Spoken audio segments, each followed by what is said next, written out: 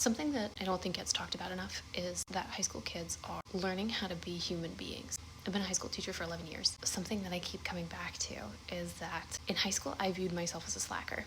I was a slacker. I was in a bunch of honors and advanced classes, but I didn't do the homework. I never did the homework. I figured out what I needed to get on the exam so that I didn't have to do the homework, but that I could still get the grade that I needed to keep my scholarship.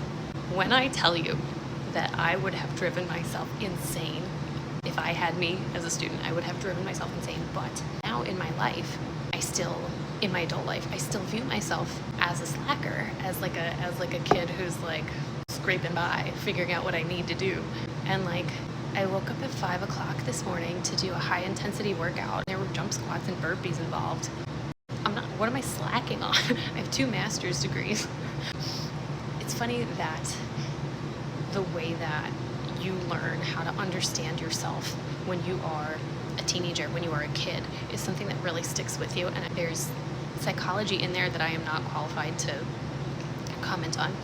But I think as a high school teacher, it's something that I want to make sure that I am keeping in mind when I talk to these kids. And my son is 3, and his teachers are incredible, but they talk about green choices and red choices. It is very, very powerful for him. But I love how they're putting it is green choices and red choices. So it's not who you are as a person. It's not that who you are is, it's that you made a bad choice. Not even bad choice. You made a red choice. You made a choice. Red light. There's connections here, right? I think that it's something that I wish I had had the language for when I was a teenager.